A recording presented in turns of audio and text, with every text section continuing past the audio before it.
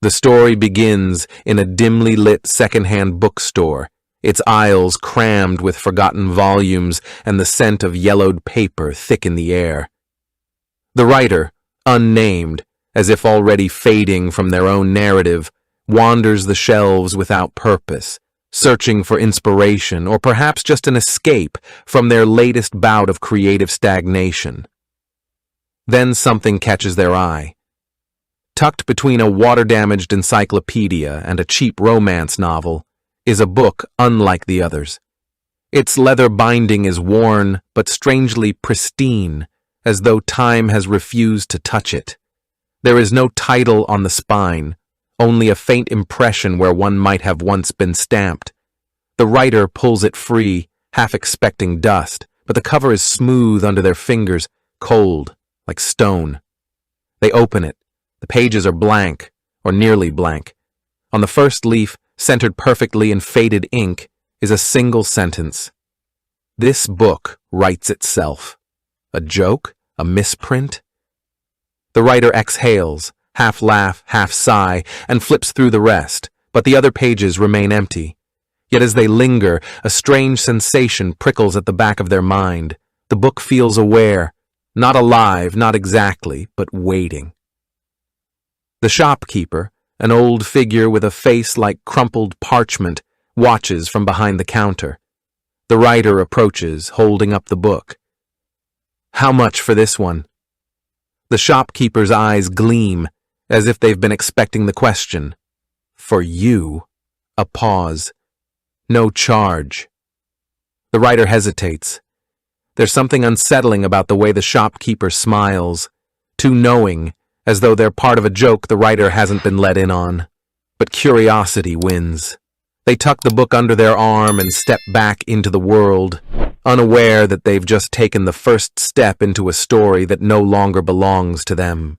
The writer sits at their desk, the leather-bound book laid open before them like an unspoken dare.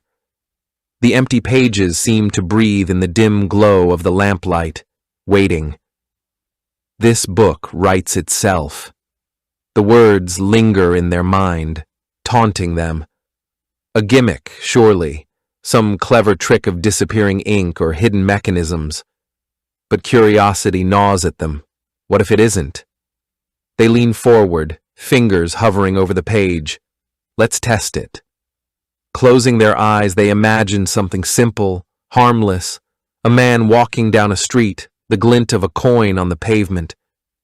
They picture him bending down, picking it up, slipping it into his pocket. A tiny, mundane moment. When they open their eyes, the words are already there. Not just the scene they imagined, but more, the ink fresh, as though still drying. The man found the coin on the cracked sidewalk, its edges worn smooth by time. He did not yet know it was cursed. The writer stiffens. They hadn't thought that. The coin wasn't cursed in their mind, just a stray bit of luck, but the book had expanded, twisted it.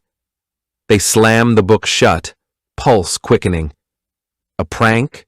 Their own imagination playing tricks? But when they open it again, the words are still there.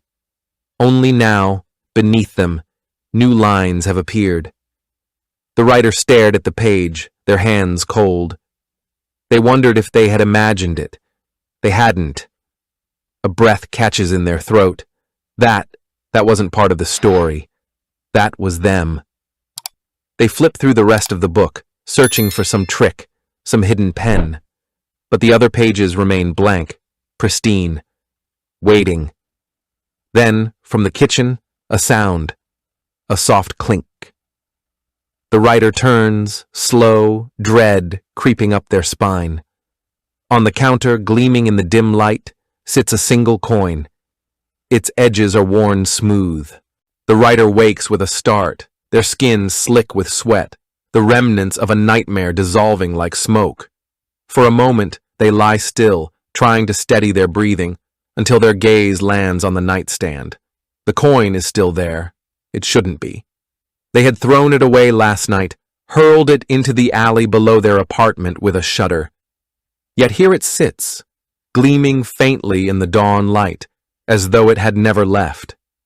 Their hands tremble as they reach for the book, still open on their desk. The page they left it on is no longer the same. The story has grown. The writer woke in the grip of fear, for they knew the coin would return. It always did. And with each return, the line between their world and the story grew thinner. They recoil, the words like a hand closing around their throat. This isn't just a story anymore. It's a record, a prophecy. They flip back through the pages, searching for where it began, but the earlier passages have changed too. The man with the coin is no longer just a stranger. He is described in familiar terms: a worn sweater, a habit of rubbing their thumb along their lower lip when nervous, their habits, their face. The book isn't just writing a story, it's rewriting them.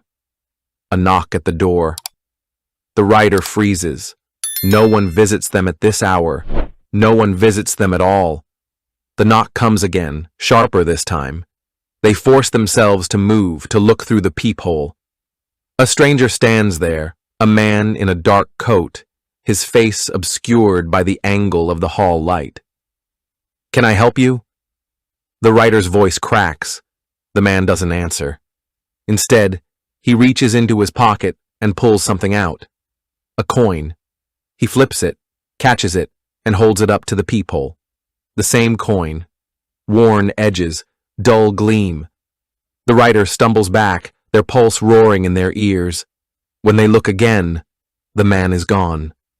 But on the floor, just inside the door, the coin rests. And in the book, new words have appeared. The writer was beginning to understand. The story was no longer theirs to control. It never had been. The writer's reflection flickers in the bathroom mirror like a failing film reel. There, one moment, half transparent the next. They press a hand against the glass, cold sweat beading on their forehead. The book lies splayed open on the sink, its latest passage still wet with ink. The writer stared into the mirror and saw nothing at all. A choked gasp escapes them as their fingers pass through the glass like smoke. They stumble back, crashing into the wall. The book falls to the floor, pages fluttering like panicked wings, before settling face up. New words bleed into existence. The walls are thinner now. The writer feels it, how easily they might slip through the cracks. They lunge for the book, nails scraping against leather. This has to stop. Now the oven, fire. They've heard stories. Burn the cursed thing, and it ends. Pages curl at the edges first, blackening as flames lick hungrily at the words. The writer watches, chest heaving, as the book withers in the blaze. For one glorious moment, they believe it's over. Then the fire dies, not flickers out, not smolders, dies, as if snuffed by an invisible hand. And there, on the counter where no book should be, it sits, unblemished. The smell of burnt paper lingers, but the pages show no damage, only new text. The writer tried to burn the story away, but some tales refuse to be forgotten. Their phone rings, an unknown number. They answer with shaking hands. A voice whispers, "Check your wrist." The line goes dead. Rolling up their sleeve, they find fresh ink staining their skin. Not a tattoo, but handwriting. Their handwriting. Words from stories they never finished, from dreams they barely remember. The sentences squirm like insects under their flesh before settling into a single phrase. The main character always dies in the final draft. Across the room, the book's cover creaks open on its own. The apartment no longer feels like a home. It has become the book's domain. Words crawl across the wallpaper like spiders. Sentences etch themselves into the grain of the wooden floor, and every reflective surface shows the writer less clearly than before. Their hands are nearly translucent now, the veins beneath like faded ink strokes. They clutch the book desperately, its weight both familiar and monstrous. They've tried everything, burning it, burying it, leaving it on a train headed anywhere else. But it always returns, always opens to a new page filled with words they didn't write, words that are slowly replacing them. With the last of their fading strength, they flip to a blank page. If the book wants a story, they'll give it one. A final one. Their fingers tremble as they press pen to paper, but the ink doesn't come from the pen. It wells up from the page itself, black and endless, as if the book is hungry for this. They write, the writer closed the book and ceased to exist. For a moment, nothing happens. Then the ink begins to fade, as if being absorbed backward into the page. New words replace them, written in a hand almost like theirs, but not quite. The letters are sharper, colder. The author was never here. The pen drops from their dissolving fingers. They try to scream, but no sound comes out. Their throat is made of paper now, their ribs the spine of a story they no longer belong to. The last thing they see before the darkness takes them is the book snapping shut on its own, their name peeling away from the cover like old glue. Silence, an empty chair, a cold cup of coffee on the desk, and on the shelf behind it, where no book had been before, a new volume appears, its leather binding smooth, its pages pristine. Waiting. The bell above the bookstore door jingles, its cheerful sound cutting through the silence of dust motes drifting in afternoon sunlight. A woman enters, her fingers trailing absently along cracked spines as she browses. She doesn't know why she stopped here today, only that something tugged at her, an itch between her shoulder blades that whispered, "Look closer." The shopkeeper emerges from the shadows, their smile a crescent moon of yellowed teeth. Seeking anything particular? The woman shakes her head, then pauses. Something old, maybe. Something with weight to it. The shopkeeper's eyes gleam as they reach beneath the counter. The motion is practiced, ritualistic. When their hand reappears, it holds a book, leather-bound, unmarked, its surface cool to the touch. This one, the shopkeeper says, has been waiting. The woman takes it, and the moment her skin meets the cover, a shiver runs through her. The book feels alive in her hands, alive and hungry. She opens it to the first page, where a single line of text swims into view before her widening eyes. Once, there was a writer who discovered a book that wrote itself. Somewhere beyond the shop's grimy windows, a street lamp flickers on, though it's barely past noon. The shopkeeper's shadow stretches too long across the floorboards as they murmur, "No charge for this one."